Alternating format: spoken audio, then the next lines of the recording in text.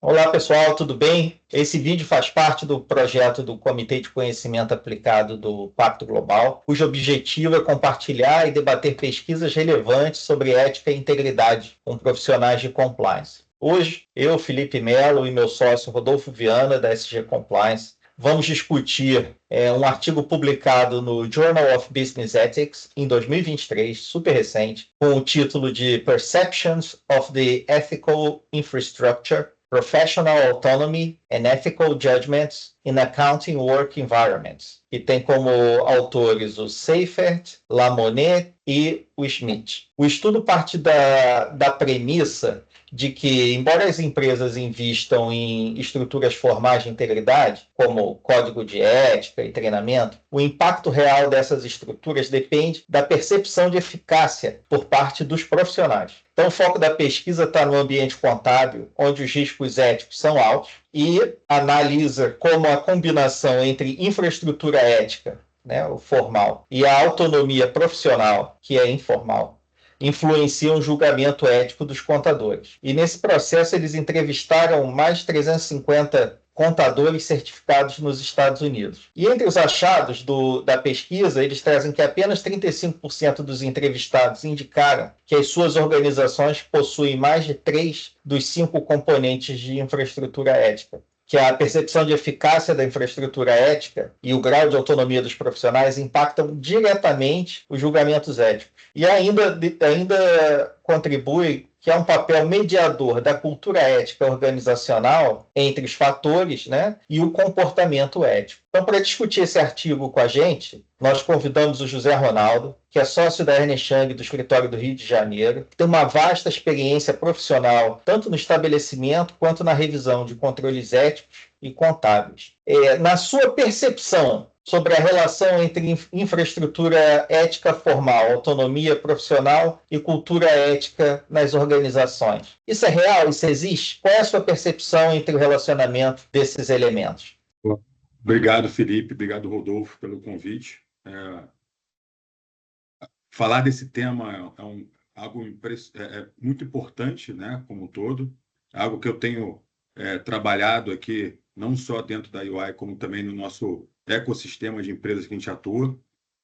Tenho aí uma experiência em torno um pouco mais de 20 anos na parte, né, atuando também com esse tema, e é um prazer falar e dividir esse meu conhecimento com vocês. Primeiro ponto, o Felipe, que você comentou, a infraestrutura ética, né? Você costuma ver a base dela, conceitos e a estrutura bem definida nas empresas, né? Eles investem muito na escrita, o que precisa parecer ser, né? A vivência e a prática ética é algo que precisa estar integrada no dia a dia. Ou seja, não basta só legislar e ter políticas bem estruturadas. Você precisa vivenciá-las no dia a dia. Se você tiver apenas o documento, os colaboradores, as empresas, o dia a dia delas, ela pode não se sentir nem conectados, como você comentou, o estudo ele reflete bem isso, conectado com a eficácia e eficiência daquilo na prática. O porquê eu faço aquilo? Eu costumo dizer que e aqui muitos que vão assistir, vão vivenciar essa conversa, também fizeram ou passaram em algum momento por uma empresa de consultoria e auditoria, onde contadores ali, as empresas normalmente de consultoria, né, eles vieram ali das Big Four, eles têm uma prática de auditoria muito forte. Então, conceitos éticos são vividos desde o primeiro dia que você ingressa, quiçá até nas provas para você eventualmente entrar na empresa. Mas você consegue só entender que aquilo ali de fato é algo que vai muito além da realidade, vai muito além de um conceito apenas, no seu dia a dia. É quando você tem os contatos com o cliente, você consegue perceber que eventuais ações do trainee ao sócio, ela pode expor a companhia a parecer ser alguém não ético ou parecer ser alguém que está ganhando ou está querendo ter algum benefício daquela relação comercial que está se desenhando. Então, eu acho que essa promoção ela precisa ficar mais clara. A gente recebe muitos treinamentos, como você comentou também, a gente é massificado de informações do que precisa ser feito, mas o porquê e qual a origem daquilo, quando você começa a entender nesse letramento, você fica mais claro para você. Por que eu não posso pagar um almoço para um cara de super... Cara, tá na qualquer hora. Eu acho que 99% das empresas já tem essa regra, né? Todo mundo já sabe o que não pode, o que pode. Mas o porquê não pode e o que isso pode influenciar naquilo, eu acho que são coisas que precisam ser mais massificadas, né? Parecer que eu estou sendo imposto aquilo, né? Tirando a autonomia de alguém, essa questão que precisa ser muito bem definida, esclarecida, porque os valores das empresas precisam estar conectados com meus valores, né? Não tem que ser uma coisa difícil de explicar, tem que ser uma coisa entendível, né? E tentando ali entrar na origem daquela solução, né? Então, nessa linha, o Felipe e Rodolfo, eu acho que a cultura, se ela não valoriza, né, a ética, se ela escreve e o comportamento é outro, diferente dos códigos de condutas e os treinamentos de formalidade que nós profissionais temos, ela começa a perder um pouco essa conexão e a promoção. E essa coesão entre discurso e prática, ela não existe. A alta liderança, nós, líderes aí no dia a dia, a gente precisa ter esse engajamento ético e sempre explicar. Não é demais, sempre entender e fazer entender o porquê você está indo por esse caminho e porque essas decisões elas precisam ser bem assertivas. Aí, só para terminar essa primeira pergunta, eu costumo sempre dizer, eu sempre me considerei um cara ousado dentro do ambiente de auditoria, mas a ousadia, ela tem um limite, e o limite é da ética e da integridade. Então, ela deixa você mais responsável. Ótimo, Zé. Obrigado aí pela tua participação, pela tua contribuição. Aqui tem uma questão interessante no artigo, né? Porque o artigo ele tem uma hipótese bem curiosa. Ele diz assim: existe uma infraestrutura ética que eu parto do pressuposto dela, que infraestrutura ética é essa? Ele traz 5 elementos de infraestrutura formal ética das organizações. O que ele chama isso? Bom, componentes do programa de integridade, programa de compliance, basicamente é isso, né? Então, código de ética é a primeira, treinamentos em ética, sistema de punição e incentivos por comportamentos éticos e antiéticos, todo o sistema de reporte, sistema de denúncia, e o último é esse sistema de revisão. Então, o artigo parte disso. Olha, isso aqui é o mínimo que a empresa precisa ter em termos de arcabouço formal para se ter a institucionalização de um programa de compliance com uma infraestrutura ética mínima. E aí ele parte da hipótese de que a percepção disso, da eficácia disso na prática, impacta o julgamento do auditor. E que, portanto, a eficácia desses mecanismos de infraestrutura tem uma correlação direta com a atividade e autonomia. Então, tanto a autonomia profissional do contador quanto o julgamento ético, eles são influenciados por essa estrutura formal. E aí vem uma pergunta muito interessante, eu queria entender, te perguntar sobre o ponto de vista do auditor. Tá, mas a auditoria, em tese, não é para ser algo independente, autônoma, contra tudo e contra todos, nas intempéries, na calmaria. O auditor não é aquela pessoa que chega lá com a pastinha dele, tem aquela lupa e vai atuar independentemente de circunstâncias externas, porque o artigo chega a essa conclusão. A ausência da eficácia de um programa de compliance impacta a autonomia do profissional e impacta a percepção ética dele. E aí, qual que é a resposta do auditor? Até no final, Rodolfo, e obrigado pela pergunta, já deixou claro aí que até onde, né, essa autonomia ela precisa ser um escudo contra essas pressões externas, né, contra pressões. Você vive isso na sua prática. Profissionais que se sentem livres, né, para agir de acordo com seus princípios são mais propensos a tomar decisões éticas, decisões certas, assertivas, que estão relacionadas com toda a política, todo o arcabouço que ele vivenciou no dia a dia. Se ele tem dúvida se a decisão que deveria ser dele de imparcialidade, autonomia, ele vai eventualmente ser punido por sócios ou outros entes que estão envolvidos ali naquele dia a dia, isso é um problema e diferente, né? A gente sempre vai, né? Quando eu sou sócio do negócio, tem lá 30 pessoas atuando no projeto A. Eu preciso fazer uma microgestão, eu preciso estar no dia a dia. Não, eu preciso estar confortável que o meu alinhamento ético é o mesmo alinhamento das pessoas que estão atuando no dia a dia, né? Isso passa por tudo, até por engajamento de execução de um treinamento, como você falou, um dos pilares aí é treinamento e letramento, né? Você viu aí recentemente notícias no mercado demonstrando que empresas que trabalham, né, nesse limiar ético e autônomo para poder tomar decisões e ser assertiva, e você mais, né? E precisa dessa autonomia para continuar ganhando dinheiro. O business dela passa pela autonomia que ela tem. Se ela perde isso, ela perde credibilidade. Se ela perde credibilidade, acaba o mercado. Empresas deixaram de existir por conta dessa ausência de autonomia. Vamos chamar assim, dessa dificuldade de acreditar a partir de agora. Pô, peraí, cara, você tomou uma decisão errada ali, você não deveria ter feito isso nunca. Você pode errar por outros motivos. Você pode errar porque foi enganada, você pode errar porque tecnicamente você não foi hábil, né, ou capaz de sustentar, identificar, mas por falta de autonomia e ética, isso mata qualquer empresa de auditoria e contabilidade.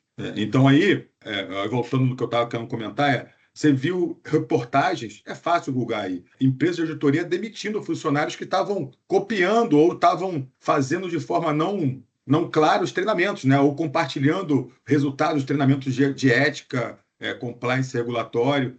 E isso já é um pouco daquele terceiro pilar que é a punição, porque você bota um pouco de receio, porque é natural também que quando você entra e vai fazendo treinamento anual, trimestral, seja lá qual for a política da empresa, você vai perdendo interesse daquilo. Não, é pelo contrário. Aí tem outro pilar que você falou que tem que ficar revisando para ver se o quão, de fato, aquilo ali está gerenciando. E aí, voltamos na questão, a autonomia tem que ser uma coisa tão básica que eu não tenho que microgerenciar uma autonomia, eu não tenho que ficar em cima dos meus profissionais porque eu tenho risco de, eventualmente, ter uma decisão incorreta ali. Pelo contrário, se eu tivesse excesso de controle, eu vou desmotivar meu profissional. Eu tenho, na verdade, que trabalhar na base. Eu dou liberdade para tomar decisões dentro dos limites éticos, dentro dos nossos limites como empresa de contabilidade, auditoria, seja lá qual for. E o compliance ali, obviamente, tem que ser um suporte.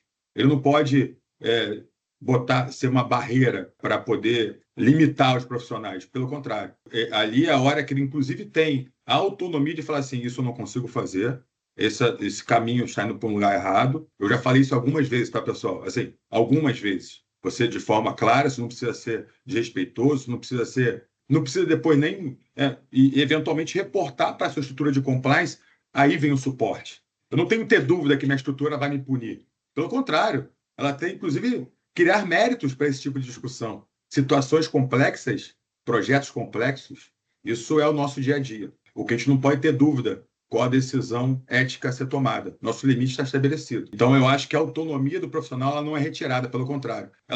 Você ganha uma fortaleza quando tem todo esse arcabouço, ele é claro e, de fato, você acredita que aquilo ali, quando você internalizar eventualmente uma decisão sua no campo, ele está balizado toda a cultura ética que a empresa te passou e fez o letramento. Ô, Zé Ronaldo, muito interessante isso que você falou, justamente esse equilíbrio, né, entre a questão da normatização e da prática real. Por mais que se tentem colocar no papel todas as regras e procedimentos, tem sempre uma área cinzenta, né? É impossível prever todas as situações no papel. E eu acho que o artigo traz isso, esse equilíbrio, né, entre o programa de compliance forte, com os elementos que o Rodolfo falou, e a questão do julgamento profissional. Porque, imagina, né, vamos pensar nos excessos, nas extremidades. Se houver um programa de compliance muito fraco, o julgamento profissional ele vai ser determinante, né? Quer dizer, pode ter pouca consistência naquilo que é organizacional, pode ser muito frouxo, né? Nesse sentido de permissibilidade, de autonomia, né? Por outro lado, se o programa for muito robusto, engessado, pode ser que mate a autonomia profissional, de alguém falar que está errado, que precisa de melhora, né? Como é que a gente faz isso, né? Como é que se equilibra essa autonomia em ambientes com forte estrutura de compliance? Primeiro, a gente precisa avaliar o mercado que aquela empresa está envolvida. Tem alguns mercados, as empresas são mais... Elas já nascem, né, com todo esse arcabouço regulatório de compliance e que você já eventualmente até tira essa dificuldade de interpretação que eu posso e não posso. Mas vamos supor que a gente está falando aqui de um ambiente genérico, um ambiente onde ele tem uma temperatura e pressão convencional, um mercado, né, padrão. E aí você falou de um ponto importante, né? A gente viveu e vive isso no nosso mundo corporativo, a mudança da forma de treinar nossos profissionais. Antes você passava as regras, eventualmente fazia lá uma hora e meia de treinamento, dizendo o que pode, o que não pode, mas sem dar a prática daquilo, sem dar situações reais sobre o que, nesse caso, o que você faria. E não de uma forma punitiva ainda, porque você está letrando, né? Então você não pode avaliar ali se o cara não sabia. É bom que ele não saiba. Se ele não sabia, é bom, porque agora ele está sabendo. E se ele sabia já, show de bola. Estou te reforçando aqui com o meu conceito contigo, né? Então, mudar, né? Essa é a forma de treinar as pessoas, né? Não botar aquele negócio massivo, onde eu preciso compor lá um número que 100% do meu time está treinado. É isso que a gente quer. Ou a gente quer treinar de forma eficiente. Eventualmente pensar em alguma coisa presencial, eventualmente, como eu falei, dar casos reais, sem citar nomes, obviamente, fazendo todos aqueles disclaimers que a gente conhece, né? Por questões éticas a gente não pode falar, mas eventualmente integrar métricas de comportamento ético nas avaliações de desempenho, isso é importante. Então, você medir isso também. Não só medir se fez ou não fez. Se decisões acertadas foram tomadas, se você participou, como líder, participou de algum letramento nessa linha para passar seus conceitos. Isso aqui que a gente está fazendo é algo que precisa ser, eventualmente, até divulgado para algum grupo de pessoas que estão lá dentro da empresa. Deixar claro que os canais atuais de denúncia, né, eles têm lá, eles são confidenciais, que não tem uma retaliação. Ainda existe muito isso. Assim, ainda existe muito esse receio. Se eu falar e levantar a mão, o quanto isso vai voltar contra o profissional que fez a denúncia, né? Então, esse encorajamento, né? Eu não sei como a palavra, mas encorajar as pessoas para poder ir nos canais e se manifestarem é importante. Isso é um outro ponto importante, né? Essa semana eu participei de um dos letramentos, foi mostrar o quanto está aumentando, na verdade, não está aumentando, os números que a empresa ela tem recebido de denúncia pós maior letramento. Engraçado que ele não teve um aumento. Isso é bom ou ruim? A gente estava discutindo sobre isso. Cara, ele não teve um aumento, o número em si, ele não diz muita coisa, mas quando você vai ver o conteúdo, ele ficou muito mais... Você deixou de receber muita coisa que não era nem uma questão ética ali, era uma questão que você tinha que, eventualmente, discutir com o seu gestor, né? Mas aquele número de 5%, né, que está na média ali, ele ganhou uma consistência, um conteúdo onde você consegue, inclusive, avaliar o que eu tenho que fazer diferente. Então, a gente não está falando aqui só de quantidade, não, tá, pessoal? A gente está falando aqui de qualidade das denúncias, a exposição de profissionais. Então, isso mostra um pouco como que a gente falou da autonomia do profissional, né? O quanto eu posso ser autônomo para poder, eventualmente, relatar alguma coisa que foge do meu padrão. Então, de novo, Felipe, aqui eu acho que a prática ela define como que de fato a empresa trata esse tema ético. Se a gente não está falando aqui só apenas de um blá blá blá, onde eu tenho, você com aquele checklist, você tem uma política? Tem. Você tem um canal de denúncia? Tem. Cara, mas isso sim, de fato existe na prática? Seu líder lá, ele motiva você a fazer esse tipo de coisa? Quando você olha, você como líder também faz, né? E esse tipo de discussão que a gente precisa ter para poder botar na nossa cabeça, né? O mundo mudou. O que era tolerável no passado não é tolerável mais. O que a gente vivia e entendia no passado, hoje em dia não é mais tolerável. Ainda bem que não é, tá, gente? Aqui não é uma crítica, não. É uma questão que o mundo está mudando para se tornar mais ético. Não só na fala, mas na ação também. Ótimo, Zé. Obrigado. Puxando aí da tua última fala, esse estudo faz parte de uma vasta literatura que mostra que há uma diferença muito grande entre a existência do programa, a existência formal, e a percepção dos destinatários sobre a existência. Sobre a efetividade, sobre se aquilo é real, se não é real, se é só um faz de contas ou se é verdadeiramente para valer, né? E nessa circunstância, o que você acha, assim, em termos... Aí eu queria mais saber a sua opinião mesmo, para a tua vivência prática, o teu conhecimento do dia a dia disso em várias organizações auditadas, né? O que se sugere como principais estratégias para a liderança para diminuir esse gap entre a existência da estrutura formal e a percepção por parte dos destinatários de que, de fato, aquilo é para valer? Primeiro é você desmistificar que a liderança é algo que são pessoas que estão ali. Então, você tem que criar uma humanização, não sei se a palavra existe, mas criar uma humanização da liderança, mostrar que erros acontecem em qualquer cenário, porque às vezes não são reportados por medo. E, eventualmente, isso pode ser dito. Então, essa humanização da liderança, essa aproximação, que eventualmente, até pela pandemia, a gente perdeu um pouco, né? Muita coisa remota, as pessoas não se falam mais, né? As pessoas não se sentem mais próximas uma da outra para poder até fazer um questionamento. Cara, estou indo ou não vou? O que você acha? Então, o líder ele faz isso acontecer, ele faz essa integração maior entre o time para poder humanizar esse tratamento que, no final do dia, no ambiente que a gente vive, eu estou fazendo um recorte América Latina, Brasil, ela normalmente ele acontece quando a gente tem uma discussão de integridade ética, ela está acontecendo através de uma catástrofe, seja ela reputacional, seja ela financeira, seja ela por questões, a gente acompanhou recentes movimentos aí, tanto empresas privadas quanto públicas, tiveram um movimento catastrófico, foram muito impactadas, e hoje esse tema é muito falado, mas você percebe que é falado por uma obrigação, não é falado porque eles acreditam que aqueles conceitos éticos eles são fundamentais. Então, eu acho que eu partir da base ética para evoluir meu negócio, ele é muito mais... eu não tenho essa conta aqui, mas certamente ele é muito mais robusto e viável financeiramente do que eu ter que consertar algo que já está espalhado no mercado. Eu gasto muito dinheiro. E aí os números estão na imprensa, né? Você consegue naturalmente consultar aí que empresas morrem, empresas têm que pagar bilhões e mais bilhões de contratos de leniência e reparos por decisões tomadas não éticas. Então, esse é o primeiro ponto, é você humanizar a liderança, mostrar que erros acontecem, o que não pode faltar é boa-fé, e eventualmente na boa-fé você precisa letrar isso, então, essa humanização. Segundo, botar no conceito que a ética e integridade elas são coisas que nascem e deveriam nascer na base da empresa, né? São esse tipo de discussão também, a gente já comentou ao longo dessa rodada. Outro ponto é a transparência na comunicação. A gente vê que pior do que ter um canal, um conceito, é você ter e não responder. Então, ouvir e não...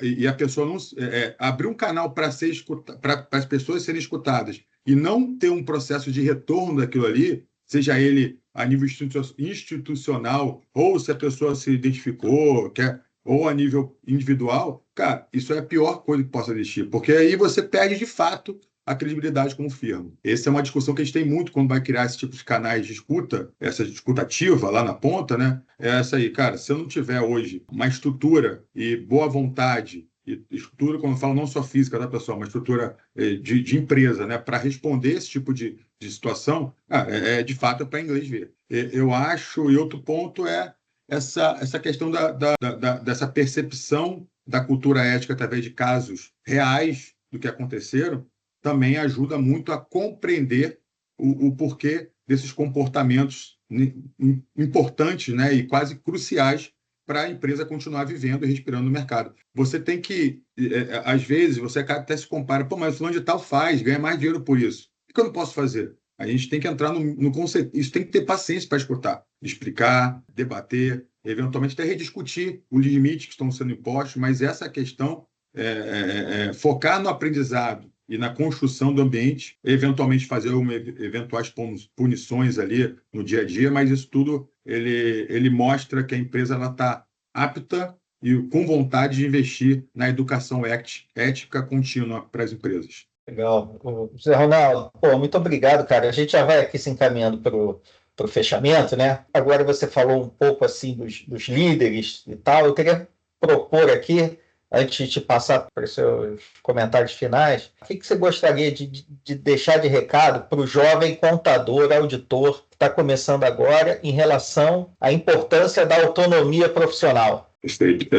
O jovem contador, ele já está ingressando no mercado, ele tem que avaliar esse nível de suporte ético, transparência que existe hoje imposta na empresa, né? Nesse ambiente que ele entrou. Eventualmente, usar isso não como uma forma que deixa ele limitado, e sim como uma rede de apoio, um suporte para ele poder tomar a decisão e fazer o seu julgamento correto, como deve ser um auditor e um contador. Então, avaliar esse ambiente. Inclusive, buscar contribuir, porque o ambiente está mudando, né? Então, esse jovem que está entrando, ele também pode ser ouvido. Eu, quando entrei na UI, né, lá atrás, a gente via essa questão muito como uma limitação. O que eu posso, o que eu não posso. Pô, eu posso investir em A, não posso investir em B. E era uma questão de crítica. Eu tenho visto que isso está mudando muito por conta das pessoas novas que estão entrando, pessoas novas não tanto em cima quanto embaixo. Então, o jovem que está entrando agora, use essa estrutura que ele tem como algo que facilite e dê para ele uma maior autonomia, né? E é isso o ponto. Ele não as regras e todo o ambiente de compliance e transparência, ele não limita, ele te dá autonomia, isso tem que estar claro. Mesmo parecendo ser, ele não é para isso que é formado. Ele é formado para a empresa continuar existindo no longo prazo. Esse é o importante. Tenta definir regras. Em tudo que a gente faz existem regras, né? Ela precisa, e o jovem contador tem que usar isso para poder alavancar os seus conceitos e a sua autonomia na criação de um parecer, na missão de uma opinião. Tudo isso é muito importante e eu acho que tem que ser considerado. Se ele avalia que o ambiente que ele está, ele vai botar em xeque a sua credibilidade profissional, cara, eu acho que não é uma empresa para ele trabalhar, né? Ele tem que estar confortável para isso. Ótimo, Zé Ronaldo. Mas agora, só mesmo para te agradecer novamente, assim, é muito importante, eu acho que foi muito proveitosa a discussão, porque trouxe não só a importância do compliance para a empresa, para as organizações como um todo, mas a importância do compliance do ponto de vista também da conexão com a importância da auditoria, com a importância dos profissionais de auditoria. Isso é bem relevante e aí a tua vivência prática contribuiu bastante. Só mais para te agradecer mesmo e deixar aqui as suas últimas palavras aqui para a gente encerrar. Agradecer demais o espaço, que venham outros debates como esse. Sempre bom ler um pouco antes de entrar aqui nas discussões, mas acaba que tudo que eu li é muito mais legal falar do que a gente vive, né? Obrigado, conta comigo aí. Esse tema, para mim, é relevante demais, né, no meu dia a dia, não só para mim, como para os meus clientes também.